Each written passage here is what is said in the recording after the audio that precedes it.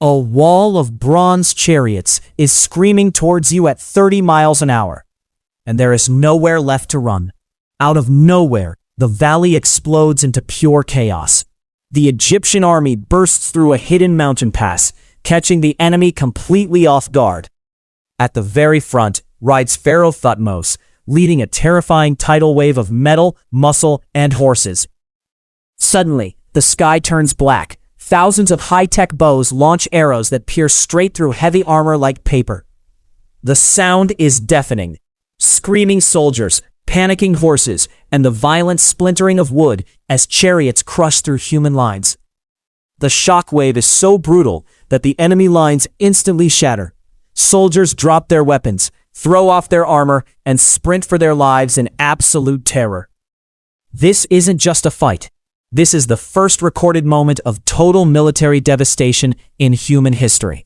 Right in the middle of this absolute meat grinder is me, Odo, a teenage rebel soldier holding a wooden shield. The ground vibrates violently under my sandals as the Egyptian chariots bear down on my position. My ears ring with the deafening roar of charging horses and the terrifying screams of my friends being crushed to death around me. A shadow falls over me.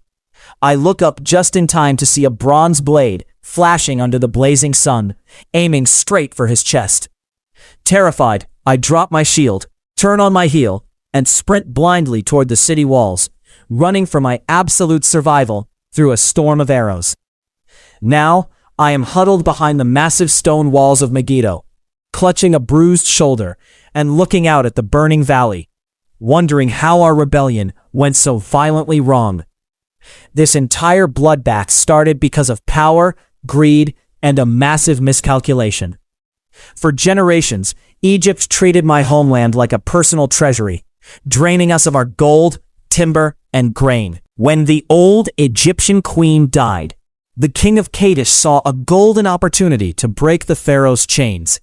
He united over 30 of our rebel city-states to seize control of the region. This city, Megiddo, is the ultimate prize. It sits right on the throat of the ancient world's richest trade route. Whoever holds this ground controls the wealth of the entire Mediterranean. We believe that if we could hold this city, we could starve the Egyptian empire. Our rebel alliance thought we were completely safe. We had the numbers, we had the high ground, and we fully expected the Egyptians to take the wide, safe roads around the mountain ridge. But the new pharaoh, Thutmose, is a madman.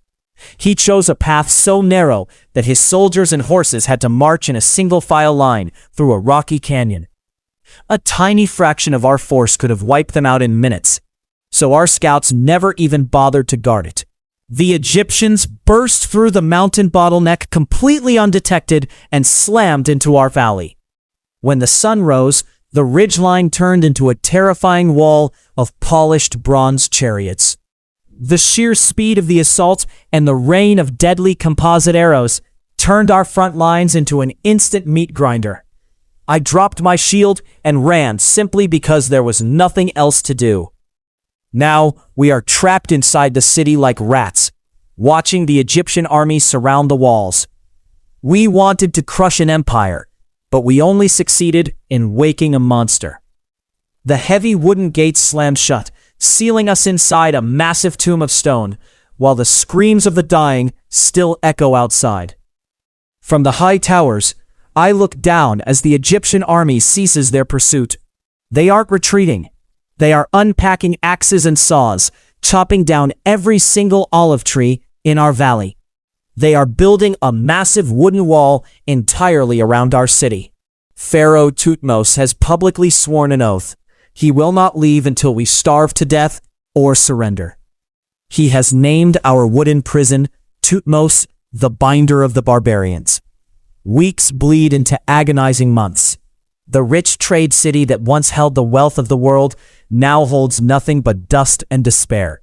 The wells are running dry. The grain storehouses are empty. We are reduced to eating dirt, leather sandals, and dead horses just to trick our stomachs for another hour. Every night, the stench of disease grows thicker, and the wails of starving children fill the streets. 33 proud kings are trapped in here with me, reduced to weeping beggars.